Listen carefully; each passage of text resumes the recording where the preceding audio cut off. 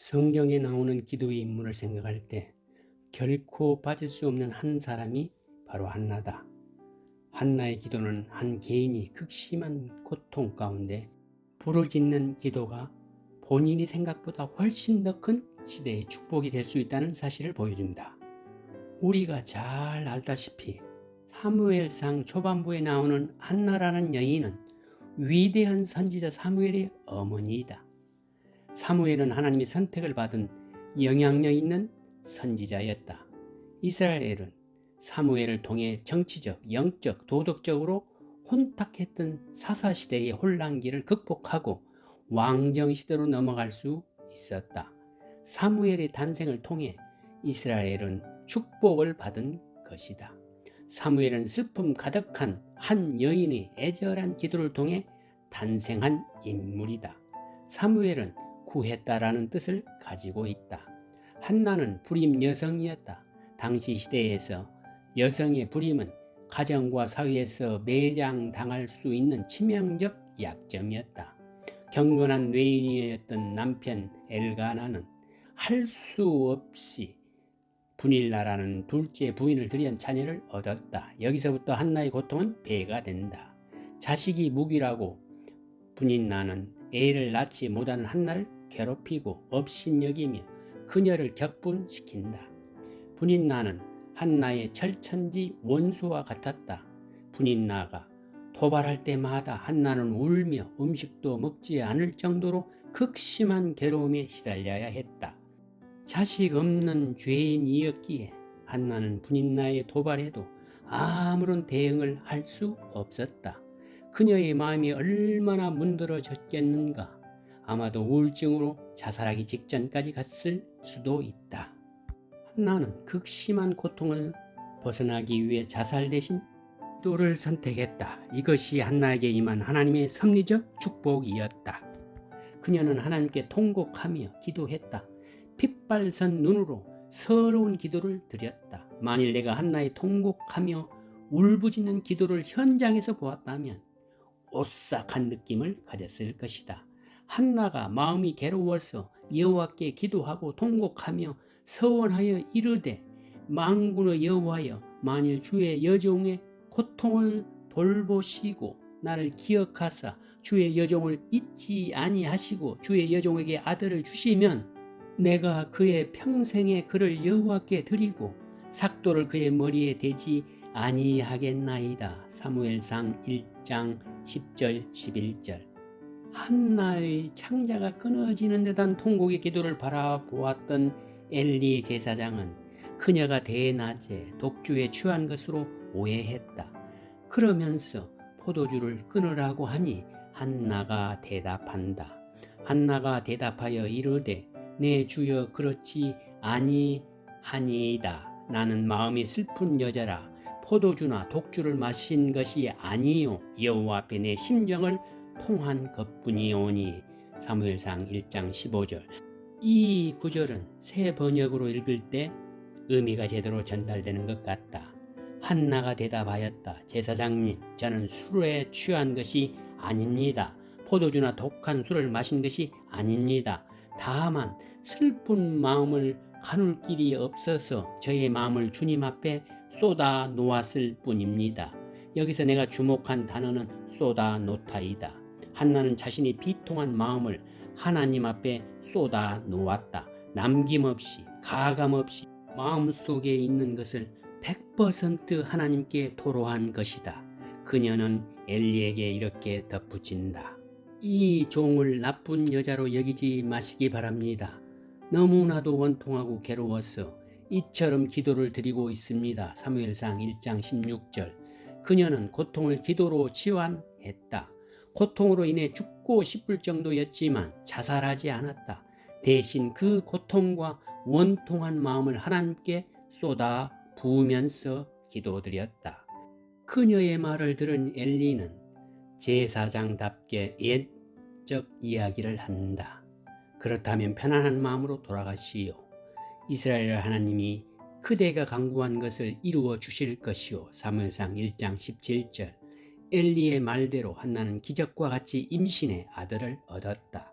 그녀는 아들의 이름을 사무엘로 짓고 이유를 밝혔다. 이는 내가 여호와께 그를 구하였다 함이더라. 사무엘상 1장 20절. 그리고 그녀는 서원대로 사무엘을 엘리에게 데리고 가 주님께 바쳤다. 이렇게 사무엘은 한나의 간절한 기도를 통해서 세상에 나올 수 있었다. 사실 한나가 불임이 된 것, 분일나라는 인생의 적수를 만난 것, 간절히 기도한 끝에 사무엘을 낳은 것, 그리고 서원한 대로 사무엘을 하나님의 사람으로 바친 것 등 모든 것이 하나님의 섭리 안에서 진행된 것이다. 하나님이 모든 사람, 심지어 분인나까지도 자신의 목적, 즉 이스라엘의 구원과 축복을 이루기 위해 사용하셨다.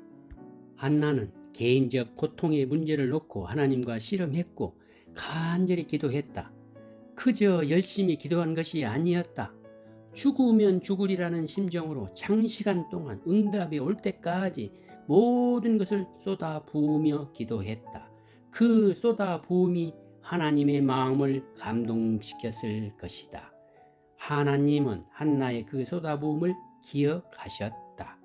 엘가나가 아내 한나와 동침하니 주님께서 한나를 기억하여 주셨다. 사무엘상 1장 19절.